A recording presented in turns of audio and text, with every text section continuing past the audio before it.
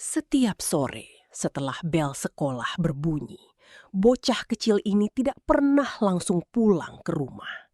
Dengan seragam putih merah yang mulai kusam, tas robek di punggungnya, dan sandal tipis penuh lumpur, ia berlari menuruni jalan setapak di tengah pegunungan. Napasnya terengah-engah, tapi wajah kecilnya selalu dipenuhi senyum.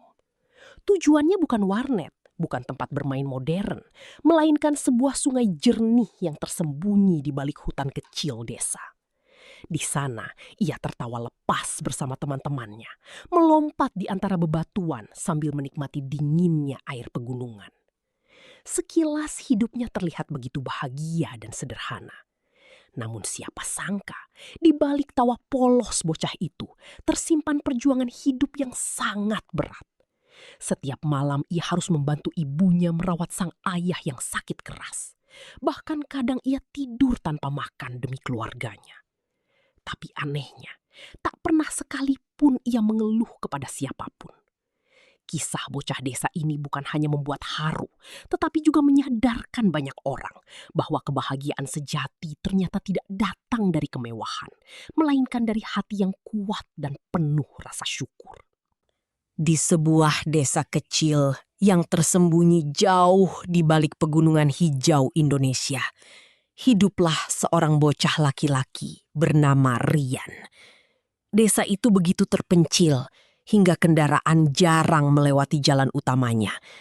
Rumah-rumah warga masih terbuat dari kayu sederhana dengan atap seng yang mulai berkarat. Saat pagi datang, kabut tebal turun menyelimuti seluruh desa, membuat udara terasa sangat dingin menusuk kulit. Di desa itulah Rian tumbuh bersama keluarganya yang hidup dalam keterbatasan. Rumahnya berada paling ujung dekat lereng bukit. Dinding rumahnya sudah mulai lapuk. Bahkan saat hujan deras turun, air sering menetes dari atap ke lantai tanah di dalam rumah mereka. Setiap hari, Rian bangun sebelum matahari terbit. Saat anak-anak lain masih tertidur pulas, ia sudah membantu ibunya mengambil air dari sumur kecil yang letaknya cukup jauh dari rumah. Ember yang dibawanya hampir sebesar tubuh kecilnya, tetapi Rian tidak pernah mengeluh. Setelah itu, ia membantu menyiapkan kayu bakar untuk memasak. Ibunya hanya bisa tersenyum sedih melihat putranya yang masih kecil harus ikut memikul beban kehidupan. "Rian, kamu capek nggak bantu ibu terus?" tanya ibunya suatu pagi. Rian hanya tersenyum kecil sambil menggeleng pelan. "Kalau Rian bantu ibu jadi nggak capek," jawabnya polos. Jawaban sederhana itu selalu membuat hati ibunya terasa sesak. Ayah Rian sudah lama sakit dan tidak mampu bekerja seperti dulu. Dulu ayahnya dikenal sebagai pencari kayu paling kuat di desa. Namun sejak tubuhnya melemah, semuanya berubah. Kini hanya ibunya yang berjualan sayur keliling kampung demi memenuhi kebutuhan sehari-hari. Meski hidup mereka sulit, Rian tetap memiliki satu hal yang paling ia cintai: sekolah. Setiap pagi, ia berjalan kaki hampir 1 jam melewati jalan berbatu, jembatan bambu rapuh, dan tanjakan curam demi sampai ke sekolah dasar di desa sebelah. Kadang hujan turun deras membuat jalannya licin penuh lumpur. Seragamnya sering basah sebelum pelajaran dimulai. Namun anehnya, Rian selalu datang paling pagi. Ia duduk rapi di bangku depan sambil menunggu guru datang dengan wajah penuh semangat. Walau bukunya sudah lusuh dan pensilnya tinggal pendek, Rian selalu memperhatikan pelajaran dengan sungguh-sungguh. Guru-gurunya sangat menyukai Rian karena ia dikenal sopan dan rajin membantu siapa saja. Jika ada teman yang kesulitan membawa meja atau membersihkan kelas, Rian selalu menjadi orang pertama yang membantu. Tetapi ada satu hal yang membuat teman-temannya heran. Meski hidup sederhana, Rian hampir tidak pernah terlihat sedih. Saat jam istirahat tiba, anak-anak lain membeli jajanan di kantin sekolah. Sedangkan Rian hanya duduk sambil meminum air putih dari botol kecilnya. Kadang ia membawa singkong rebus dari rumah sebagai bekal. Namun ketika teman-temannya bertanya, ia hanya tersenyum sambil berkata, "Yang penting perut kenyang." Suatu hari, salah satu teman mengejek sandal Rian yang sudah tipis dan hampir putus. "Rian, sandal kamu kayak mau pensiun," ejek mereka sambil tertawa kecil. Anak-anak lain ikut tertawa. Namun Rian tidak marah. Ia hanya melihat sandalnya, lalu tersenyum pelan.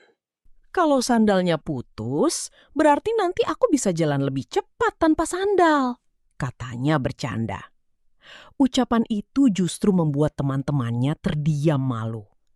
Di balik kesederhanaannya, Rian memiliki hati yang begitu besar.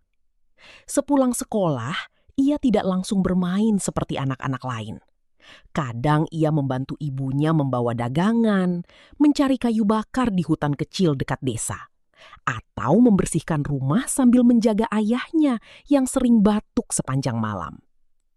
Meski tubuh kecilnya mulai lelah, Rian tetap menjalani semuanya tanpa keluhan. Namun ada satu tempat yang selalu membuatnya melupakan semua beban hidup. Sebuah sungai jernih di kaki pegunungan. Dan tanpa siapapun sadari, tempat sederhana itulah yang nantinya akan menjadi saksi perjuangan hidup seorang bocah desa yang menginspirasi banyak orang.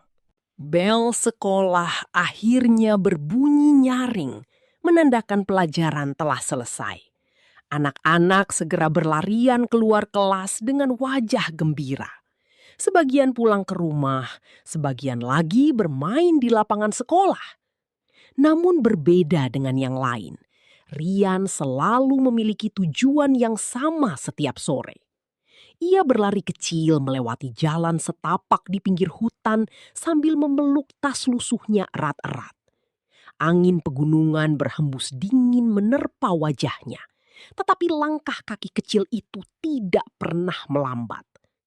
Di balik deretan pepohonan pinus dan batu-batu besar, tersembunyi sebuah sungai kecil yang airnya begitu jernih.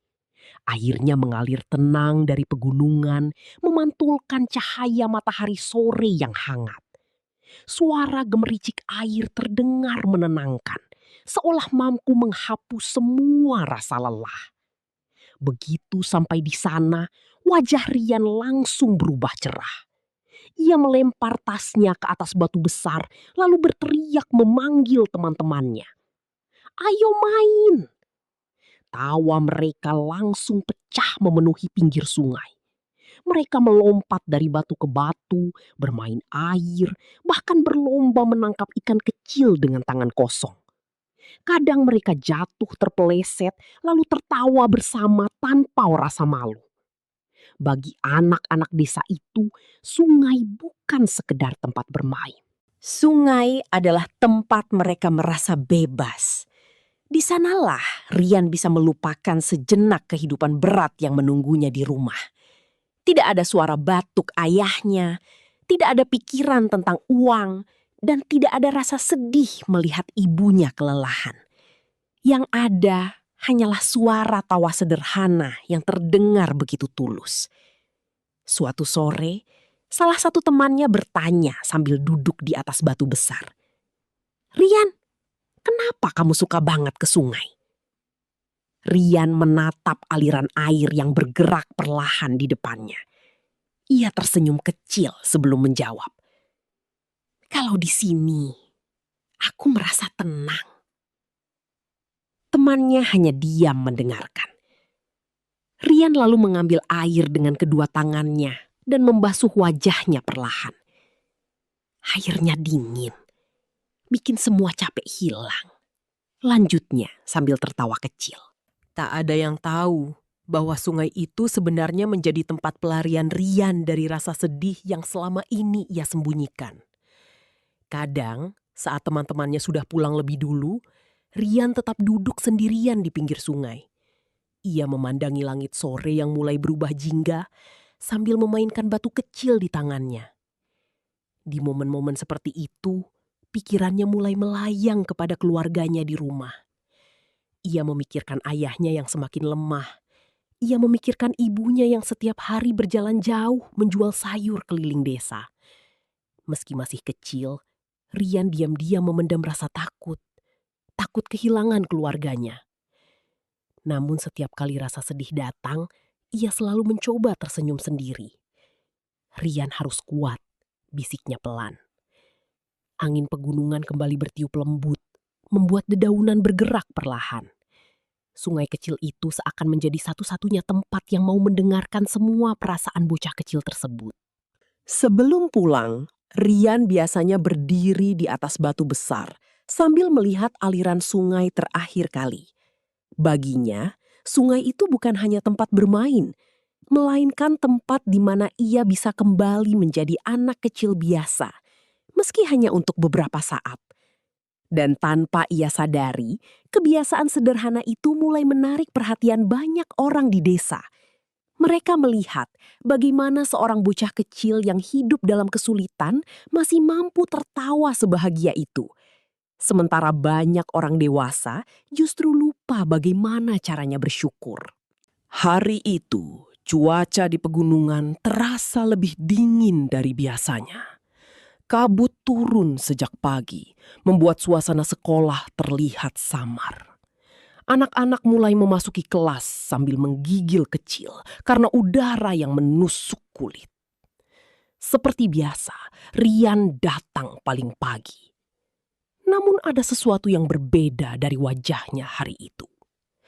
Matanya terlihat sembab dan tubuh kecilnya tampak lemas. Saat pelajaran dimulai, ia beberapa kali menguap sambil mencoba menahan kantuk.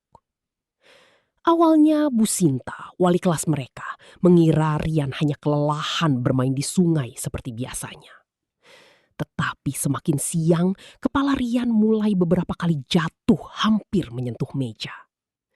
Hingga akhirnya, brok. Pensil di tangan Rian terjatuh ke lantai saat ia tertidur di kelas. Suasana kelas langsung hening. Bu Sinta perlahan mendekati bangku Rian. Anak-anak lain mulai menatap khawatir karena selama ini Rian dikenal sebagai murid paling rajin dan hampir tidak pernah bermasalah. "Rian," panggil Bu Sinta lembut.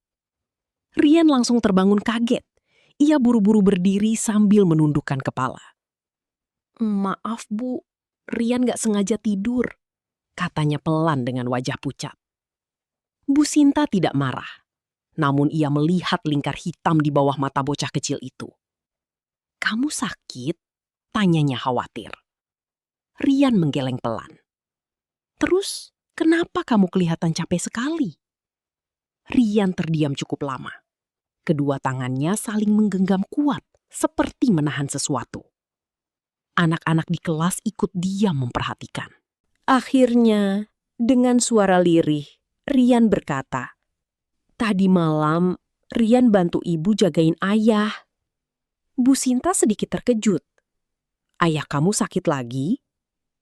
Rian mengangguk perlahan. "Semalaman ayah batuk terus. Ibu belum tidur dari kemarin. Jadi Rian gantian jagain ayah." Suasana kelas langsung berubah sunyi. Tak ada lagi suara bercanda seperti biasanya. Rian menunduk sambil memainkan ujung bajunya. Ia tampak malu karena merasa telah membuat pelajaran terganggu. Namun yang membuat hati Bu Sinta semakin tersentuh adalah ketika Rian tetap mencoba tersenyum. "Maaf ya Bu, nanti Rian gak tidur lagi." Kalimat sederhana itu justru membuat Bu Sinta tercekat. Di usia sekecil itu, Rian bukan hanya memikirkan dirinya sendiri. Ia bahkan lebih khawatir dimarahi guru dibanding memikirkan rasa lelahnya sendiri. Saat jam istirahat tiba, Bu Sinta diam-diam memanggil Rian ke ruang guru. Di sana, Bu Sinta memberinya roti dan susu hangat. Awalnya Rian menolak dengan sopan. "Nggak usah Bu, nanti buat guru aja." Bu Sinta tersenyum sedih mendengarnya. "Kamu makan ya, Rian. Ibu guru senang kalau kamu makan." Setiap hari, Rian kembali mengangguk kecil. Bu Sinta menahan napas panjang. Selama ini, Rian tidak pernah menceritakan kesulitannya kepada siapapun di sekolah. Ia tetap tertawa, tetap bermain, dan tetap belajar seperti anak-anak lain. Padahal, di balik semua itu, ia memikul beban yang bahkan belum tentu sanggup ditanggung orang dewasa. Kabar tentang kehidupan Rian akhirnya mulai terdengar ke guru-guru lain. Mereka mulai memahami kenapa Rian sering datang dengan seragam basah, kenapa ia hampir tidak pernah membeli jajanan, dan kenapa wajah kecilnya kadang terlihat sangat lelah. Namun, yang paling membuat semua orang kagum adalah satu hal. Rian tidak pernah meminta belas kasihan. Ia tetap menjalani hidup dengan penuh semangat seolah semuanya baik-baik saja. Sore itu, sepulang sekolah, Bu Sinta diam-diam melihat Rian berjalan menuju sungai kecil di kaki pegunungan. Bocah kecil itu kembali tertawa bersama teman-temannya, seperti tak memiliki masalah apapun. Dan untuk pertama kalinya, Bu Sinta menyadari. Kadang, orang yang paling sering tersenyum justru menyimpan perjuangan hidup paling berat. Sore itu, langit di atas pegunungan terlihat sangat gelap. Awan hitam perlahan menutupi cahaya matahari, sementara angin dingin mulai berhembus lebih kencang dari biasanya. Anak-anak di sekolah bergegas pulang sebelum hujan turun deras. Namun seperti biasa, Rian tetap berjalan menuju sungai kecil di kaki pegunungan. Langkahnya kali ini tidak secepat biasanya. Bocah kecil itu berjalan pelan sambil menunduk. Tas lusuh di punggungnya tampak basah terkena gerimis yang mulai turun sedikit demi sedikit. Sesampainya di sungai, suasana terlihat sangat sepi.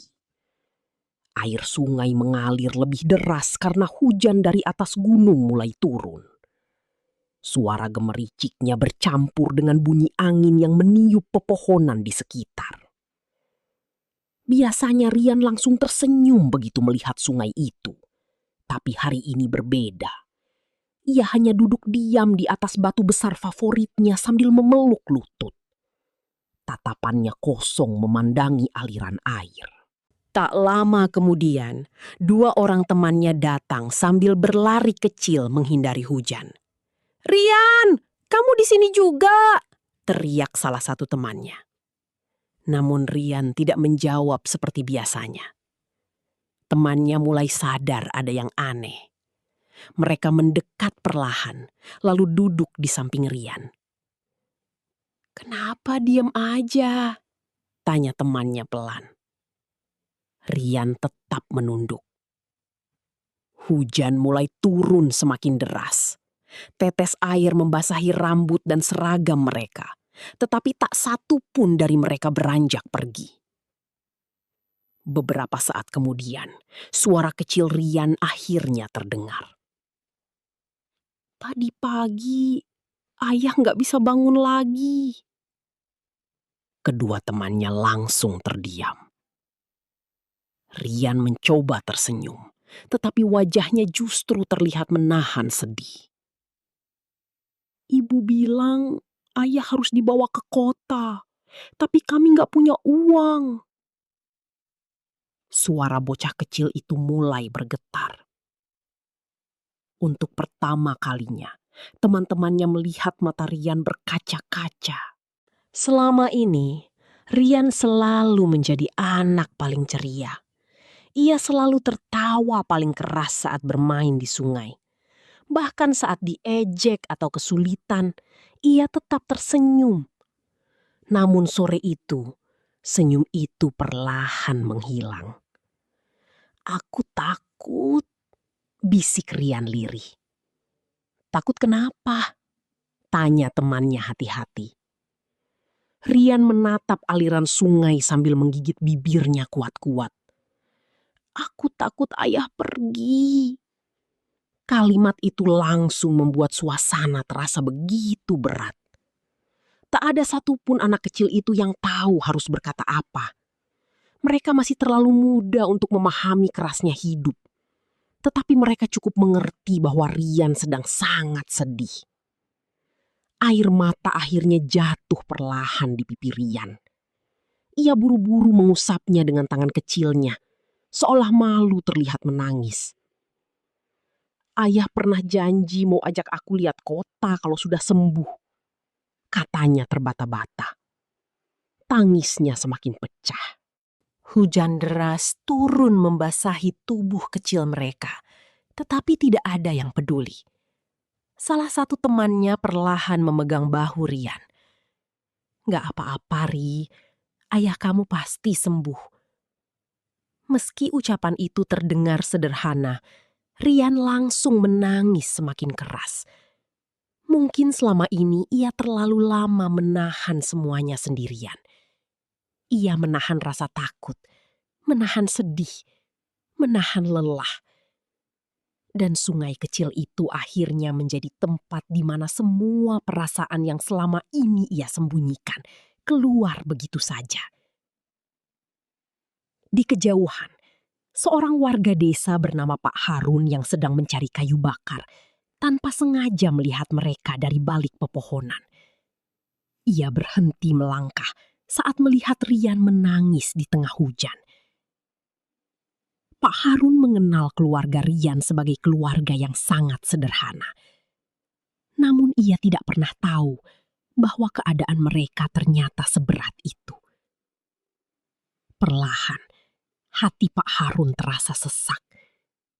Ia melihat bagaimana bocah kecil itu berusaha tetap kuat meski hidupnya begitu berat. Sementara banyak orang dewasa di desa sering mengeluh hanya karena masalah kecil. Tanpa berkata apa-apa, Pak Harun diam-diam pergi meninggalkan tempat itu dengan langkah cepat menuju desa. Malam harinya, cerita tentang tangisan Rian di pinggir sungai mulai tersebar dari rumah ke rumah. Warga desa mulai terdiam mendengarnya. Ada ibu-ibu yang menangis saat mengetahui Rian sering tidur larut demi menjaga ayahnya. Ada pula warga yang baru sadar mengapa bocah itu selalu terlihat kelelahan di sekolah. Dan malam itu, untuk pertama kalinya, banyak orang di desa merasa malu pada diri mereka sendiri. Karena di tengah segala kekurangan, seorang bocah kecil justru mampu mengajarkan arti ketabahan dan kasih sayang kepada semua orang. Sementara di rumah kecilnya, Rian duduk di samping ayahnya yang tertidur lemah. Ia menggenggam tangan ayahnya erat-erat sambil berbisik pelan. "Ayah harus sembuh. Rian masih mau main di sungai bareng ayah lagi." Air matanya kembali jatuh. Dan di luar rumah, suara hujan pegunungan terus turun sepanjang malam, seolah ikut merasakan kesedihan seorang bocah kecil yang hanya ingin keluarganya tetap utuh. Keesokan paginya, suasana desa terasa berbeda dari biasanya. Kabut masih turun menutupi pegunungan, tetapi pembicaraan tentang Rian sudah terdengar di mana-mana. Warga mulai sadar bahwa selama ini mereka terlalu sibuk dengan urusan masing-masing hingga tidak melihat perjuangan keluarga kecil itu.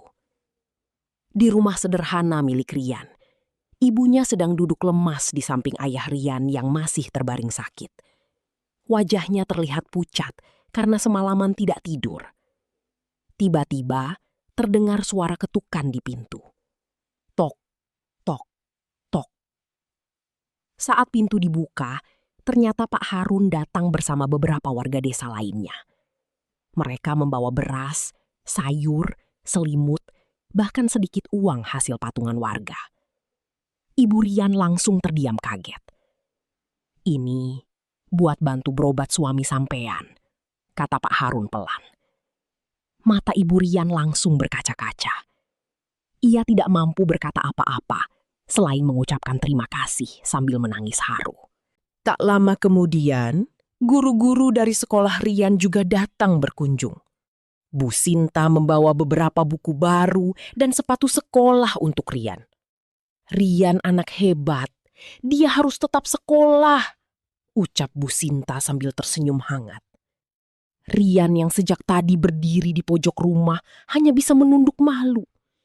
Ia tidak menyangka begitu banyak orang peduli kepadanya. Namun yang paling membuat warga tersentuh adalah sikap Rian sendiri. Meski keluarganya sedang kesulitan, bocah kecil itu tetap membantu ibunya menyiapkan minuman untuk para tamu. Ia tetap tersenyum dan mengucapkan terima kasih satu persatu. Tak ada sedikit pun rasa marah kepada keadaan. Tak ada keluhan. Hanya ketulusan seorang anak kecil yang berusaha kuat demi keluarganya. Hari-hari berikutnya, warga desa mulai semakin sering membantu keluarga Rian.